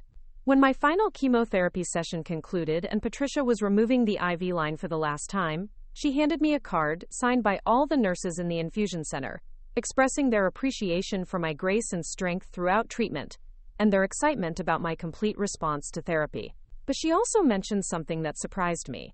Several other patients had asked about my consulting work with family support programs, wanting to know how they could contribute their own experiences to research that might help future cancer families navigate treatment more successfully. The interest from other patients suggested that my experience with family dynamics during cancer care was more common than I had initially realized, that many people struggled with unreliable relatives who created additional stress during already challenging medical treatment. My willingness to document and analyze these problems was apparently inspiring other patients to consider how their experiences might contribute to systemic improvements. Patricia encouraged me to consider expanding my consulting work to include patient advocacy and education, helping other cancer families understand the importance of reliable support and effective communication during treatment. My professional background, combined with my patient perspective, made me uniquely qualified to bridge the gap between medical research and practical family guidance. As Marcus and I walked toward the parking garage after my final treatment session, he mentioned that he had been thinking seriously about his marriage and the fundamental differences in values and priorities that Chelsea's behavior had revealed. Her continued absence from my medical care, despite repeated opportunities to demonstrate improvement, had forced him to acknowledge uncomfortable truths about her character. He was considering separation, he explained, not because of any single incident, but because of the pattern of behavior that suggested she was fundamentally incapable of the kind of commitment and sacrifice that family relationships required during difficult times. The cancer treatment experience had simply provided a clear illustration of problems that existed throughout their relationship. I encouraged him to make whatever decisions seemed most consistent with his own values and long-term happiness, but also mentioned that his recognition of these character differences represented significant personal growth. Some people learned to accept unreliable behavior from relatives, I noted, while others chose to surround themselves with people who demonstrated consistent commitment and authentic concern. That evening, I sat in my quiet apartment with the leather journal Marcus had given me, beginning to write a comprehensive account of my cancer treatment experience that would serve multiple purposes: contributing to research initiatives, providing case study material for educational programs, and creating a permanent record of how different family members had responded to my diagnosis and treatment needs. But I also began drafting a different kind of document, one that would ensure my estate planning reflected the lessons I had learned about character, loyalty, and the true meaning of family support during crisis. The Foundation's resources would continue funding research and programs that addressed the problems I had experienced, but my personal assets would be distributed in ways that recognized genuine commitment and reliable presence. Marcus had demonstrated throughout my treatment the kind of unwavering support that deserved recognition and reward, while Chelsea had consistently prioritized personal convenience over family obligation in ways that revealed fundamental character flaws. My will would reflect these differences, ensuring that resources went to people who understood the responsibilities that came with family relationships. The next morning, I called my attorney to schedule a meeting about updating my estate planning documents, explaining that my cancer treatment experience had clarified my understanding of family dynamics and influenced my decisions about asset distribution. Michael Rodriguez was familiar with my situation through his work with the Foundation, and he understood immediately why treatment experiences might affect inheritance planning. We arranged to meet the following week to discuss specific changes to my will, trust arrangements, and Foundation governance structures that would reflect my evolving understanding of character and commitment. I also mentioned that I wanted to establish additional funding streams for family support research, creating permanent endowments that would ensure this work continued long after my own involvement ended. 2 days later, I received a phone call that would change everything. Dr. Sterling from the medical center, calling with news that the National Cancer Institute was interested in funding a major expansion of our family support research initiatives. The preliminary findings from Dr. Kim's study had attracted attention from federal health agencies, she explained, and there was potential for creating a national program that would standardize family education and caregiver training across cancer treatment centers throughout the country. The proposed funding would total over $20 million across 5 years, she reported, with the Thompson Medical Research Foundation serving as the primary coordinating organization for research design, program implementation, and outcome evaluation. My reputation in the medical research community, combined with the Foundation's track record of supporting high-quality studies, made us the ideal institution to lead this national initiative. But the federal agencies were also interested in incorporating patient perspectives into the program development process, recognizing that family support interventions needed to address real-world challenges faced by cancer patients and their relatives. My willingness to contribute detailed observations about family dynamics during treatment, combined with my professional expertise in research methodology, made me a valuable consultant for ensuring that the programs addressed practical needs rather than theoretical concepts. I was stunned by the magnitude of the opportunity, but also deeply satisfied by the recognition that my personal experience with unreliable family support had contributed to research initiatives that would now receive national attention and substantial federal funding. Chelsea's selfish behavior during my cancer treatment was inadvertently becoming the catalyst for transforming family support services across the entire healthcare system. Dr. Sterling wanted to schedule a meeting the following week to discuss my role in the national initiative, the specific contributions that the Foundation would make to program development, and the timeline for implementing family support services at cancer centers across the country. The work would require substantial time and energy over the next several years, she noted, but it would also create a lasting legacy that could influence cancer care for decades to come. After our conversation, I spent the afternoon reviewing the Foundation's financial position and organizational capacity for managing such a large federal initiative. Our current assets exceeded $18 million, I realized, with investment returns and new donations providing steady income streams that could support expanded operations. More importantly, our existing research partnerships and institutional relationships provided the network necessary for implementing national programs that required coordination across multiple hospitals, universities, and healthcare systems. The Foundation was uniquely positioned to serve as the primary coordinating organization for family support initiatives that would affect thousands of cancer patients and their relatives. That evening, I called Marcus to share the news about the national funding opportunity and the role that the Foundation would play in developing family support programs across the country. His response was immediate enthusiasm, expressing pride in my professional accomplishments and excitement about the potential impact of the research initiatives. But he also mentioned something that surprised me. He had been researching family support resources for cancer patients, wanting to understand better the scientific basis for the observations he had made during my treatment experience. The contrast between his reliable assistance and Chelsea's sporadic involvement had made him curious about the broader implications of caregiver behavior for patient outcomes. His independent research into family dynamics during cancer care demonstrated the kind of intellectual curiosity and genuine concern that had characterized his support throughout my treatment. While Chelsea had remained focused on her own anxiety and convenience, Marcus had invested time and energy in understanding how he could be more effective in providing assistance. The difference represented more than just varying levels of commitment. It reflected fundamental differences in character and values that would influence every aspect of their respective relationships with family members. Marcus approached challenges with curiosity and determination to improve, while Chelsea consistently sought excuses for avoiding responsibility. 3 days later, Chelsea returned from her extended wellness retreat in Arizona, sending me a lengthy text message filled with updates about her therapeutic progress and insights about family support that she had gained through mindfulness training and counseling sessions. The message was carefully crafted, filled with psychological terminology and promises about implementing new strategies for being more present during family crises. But the timing of her return, conveniently scheduled after my final chemotherapy session had concluded, demonstrated her continued ability to prioritize personal convenience over family obligations. She had managed to avoid being present for any of the most challenging aspects of my cancer treatment, while still claiming credit for therapeutic work that supposedly prepared her to provide better support. I responded with a brief message acknowledging her communication and expressing hope that her retreat experience had been beneficial for her personal development.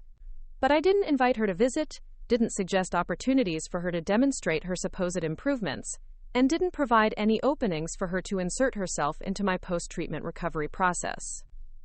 The next morning, I received a phone call from Marcus expressing frustration with Chelsea's approach to our family situation and her apparent inability to recognize the significance of her absence during my final treatment session.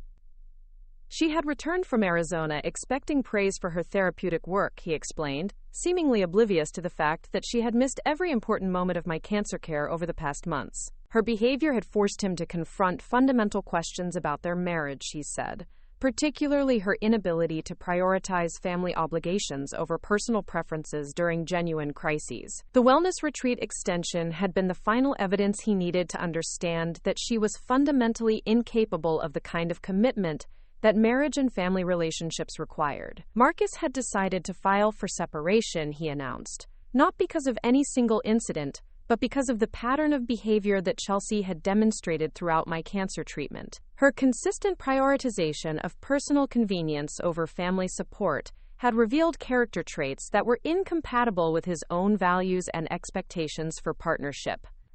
I expressed support for whatever decision seemed most consistent with his long-term happiness and values, but I also felt deep satisfaction in knowing that Chelsea's behavior had finally revealed her true character clearly enough that even Marcus could no longer make excuses for her selfishness. The separation process would be complicated, he acknowledged, particularly because Chelsea would likely be surprised by his decision and resistant to acknowledging the role that her behavior had played in the dissolution of their marriage. But he felt confident that he was making the right choice, based on patterns of behavior that were unlikely to change regardless of therapeutic interventions or counseling strategies.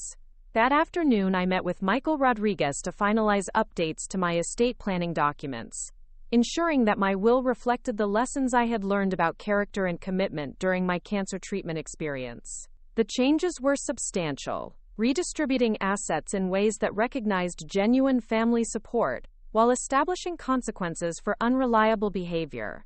Marcus would inherit the majority of my personal assets, I decided, along with a significant leadership role in the foundation's governance structure. His consistent presence during my medical treatment, his reliable support during difficult moments, and his genuine commitment to family obligations deserved recognition and reward. Chelsea would receive nothing from my estate, with specific language in the will explaining that her pattern of prioritizing personal convenience over family support during my cancer treatment had disqualified her from any inheritance consideration. The document would serve as a permanent record of her behavior and its consequences. But the most significant change involved establishing a new endowment within the foundation specifically dedicated to family support research and program development, funded with $5 million from my estate, and designed to ensure that work addressing unreliable caregiver behavior would continue indefinitely. The endowment would be named in Harold's memory, honoring the husband who had demonstrated throughout our marriage the kind of unwavering commitment and authentic partnership that I had hoped to see from other family members during my cancer treatment. His legacy would now contribute to helping thousands of future cancer patients receive better family support. Michael reviewed the documents carefully, asking detailed questions about my reasoning for the asset distribution, and ensuring that the language was clear and legally enforceable. He also suggested adding provisions that would allow the will to serve as evidence in any future legal disputes about family relationships or inheritance rights. The updated documents represented more than just estate planning. They created a permanent record of how different family members had responded to my cancer diagnosis and treatment needs, with financial consequences that reflected the true value of reliable support versus performative concern. 1 week later, Dr. Sterling called to confirm that the National Cancer Institute had approved funding for the Family Support Initiative, with the Thompson Medical Research Foundation designated as the primary coordinating organization for program development and implementation. The 5-year grant totaled $22 million, she reported, making it one of the largest federal investments in family dynamics research ever undertaken. My role in the initiative would involve serving as both principal investigator and patient advisor, contributing research expertise, while ensuring that programs addressed real-world challenges faced by cancer patients and their relatives. The work would require substantial time and energy, but it would also create opportunities to influence national healthcare policy and practice standards. The funding announcement represented the culmination of everything I had worked toward during my cancer treatment experience, transforming personal observations about family dynamics into federal initiatives that would affect healthcare delivery across the entire country. Chelsea's selfish behavior had inadvertently contributed to the largest expansion of family support services in the history of cancer care. But she still had no idea about any of this. No understanding that her actions during my chemotherapy sessions had been systematically documented and analyzed by someone with the resources and influence to create lasting institutional change. Her ignorance remained my advantage, allowing me to complete the transformation of personal betrayal into systemic improvement, without interference or objection. The following month, I received an invitation that brought everything full circle. Drive Kim wanted me to serve as the keynote speaker at the National Cancer Survivorship Conference, presenting our research findings about family support systems and their impact on treatment outcomes and long-term prognosis. The presentation would reach thousands of oncologists, nurses, social workers, and patient advocates from across the country, providing an opportunity to share the lessons I had learned about distinguishing between authentic support and performative concern during medical treatment. My personal experience, combined with the scientific validation of our research findings, would help healthcare providers understand how to better support families navigating cancer care. But the invitation also represented something more personal. Recognition that my journey from cancer patient to research leader had created opportunities to influence medical practice and patient care in ways that extended far beyond my individual experience. The Foundation's work, the federal initiatives, and the institutional partnerships had transformed my cancer diagnosis into a platform for systemic change. As I prepared for the keynote presentation, reviewing research data and organizing my observations about family dynamics during treatment, I reflected on the unexpected journey that had begun with Chelsea's dismissive comment about yoga classes being more important than my chemotherapy session. Her selfishness had revealed the true nature of family relationships during crisis, but it had also provided the motivation and evidence necessary for creating programs that would protect thousands of future cancer patients from similar experiences. Her behavior had inadvertently contributed to the most significant expansion of family support research and services in the history of cancer care. The irony was profound. The woman who had considered my medical needs less important than her personal convenience had become an unwitting catalyst for transforming cancer care across the entire healthcare system. Her actions would be remembered not for their cruelty, but for their role in inspiring initiatives that would help other families understand the true meaning of support during medical crisis. And through it all, she remained completely unaware that her behavior had been systematically documented, analyzed, and transformed into evidence that would influence medical practice and research priorities for decades to come. Her legacy would be contributing, however inadvertently, to better outcomes for cancer patients whose families understood the profound responsibility that came with supporting someone through life-threatening illness. The final chapter of my story was still being written, but the foundation had been established. Reliable support would be recognized and rewarded, while selfish behavior would face lasting consequences that extended far beyond the immediate situations where it occurred. Justice, I had learned, sometimes required patience and planning, but it was always worth the investment of time and careful attention to detail. Up next, you've got 2 more standout stories right on your screen. If this one hit the mark, you won't want to pass these up. Just click and check them out.